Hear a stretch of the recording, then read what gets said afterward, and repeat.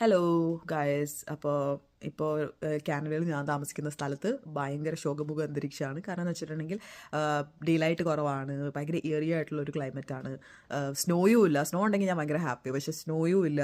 Like ഭയങ്കര ഒരു മറ്റേ നെറ്റ്ഫ്ലിക്സിലൊരു സീരീസ് ഉണ്ട് ഡാർക്ക്, അതുപോലത്തെ ഒരു അവസ്ഥയാണ്. അപ്പോൾ എനിക്ക് ആണെങ്കിൽ കോണ്ടന്റ് ക്രിയേഷൻ ചെയ്യാൻ പറ്റുന്നില്ല, ഒന്നും ചെയ്യാൻ പറ്റുന്നില്ല. ലൈക്ക് ഈ കൗച്ച് റിട്ടേൺ ആയി പോകുക എന്ന് പറയില്ലേ, അതുപോലത്തെ ഒരു അവസ്ഥയായിരുന്നു. നേരത്തെ എന്ന് പറഞ്ഞു കഴിഞ്ഞിട്ടുണ്ടെങ്കിൽ ലൈക്ക് ഞാൻ സ്കൂൾ ബസ്സിൻ്റെ കാര്യങ്ങൾ ചെയ്യുമായിരുന്നു, കോണ്ടന്റ് ക്രിയേഷൻ ഉണ്ടായിരുന്നു. അതിനേക്കാളും ഒക്കെ ഇമ്പോർട്ടൻ്റ് ആയിട്ടുള്ള എൻ്റെ ഒരു ജോബുണ്ട്, ബീങ് എ മദർ, അതും ചെയ്യുന്നുണ്ടായിരുന്നു. പക്ഷേ എന്താണെന്നറിയില്ല, ലൈക്ക് അത് കഴിഞ്ഞിട്ട് കുറച്ച് ദിവസമായിട്ട് എനിക്ക് മറ്റേ വീഡിയോ എടുക്കാനും പറ്റുന്നില്ല, കോണ്ടന്റ് ക്രിയേറ്റ് ചെയ്യാൻ പറ്റില്ല.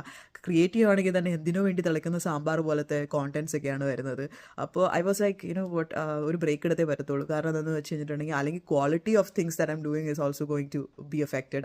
എൻ്റെ ലൈഫും ഈസ് ഗെറ്റിംഗ് എഫക്റ്റഡ് ബിക്കോസ് എനിക്ക് ആ ഒരു ബ്രേക്ക് വേണം എന്നുള്ളൊരു ശരിക്കുള്ളൊരു ഫീലിംഗ് വന്നു തുടങ്ങി. ഞാൻ എൻ്റെ ഹസ്ബൻഡിനോട് സംസാരിച്ചപ്പോൾ he also thinks that it's better if I take a break because what എല്ലാവർക്കും ആ ഒരു മൊമെൻറ്റ് ഉണ്ടാവും when they feel like they are falling into a pit. It's up to you to like bring you out of the pit, and if it's a break that you need to like bring you out of that pit, അത് എടുത്തേ പറ്റത്തുള്ളൂ. അപ്പോൾ നിങ്ങൾ കാനഡയിലാണെങ്കിൽ നിങ്ങൾക്കും വരാറുണ്ട് ഈ feeling എന്നുള്ളത് എനിക്ക് നന്നായിട്ട് അറിയാം. ഫസ്റ്റ് ഇയർ ഒക്കെ ആണെങ്കിൽ ഒന്നും കുഴപ്പമുണ്ടാവില്ല, പക്ഷേ സെക്കൻഡ് ഇയറിലൊക്കെ ഡെഫിനറ്റ്ലി ഫീൽ ചെയ്യും. അപ്പോൾ നിങ്ങൾക്ക് ബ്ലൂ വരാറുണ്ടെങ്കിൽ ഈ ഒരു പോസ്റ്റിൻ്റെ ഇടയിൽ ബ്ലൂ എന്ന് കോമെൻറ്റ് ചെയ്യുക. ബൈ.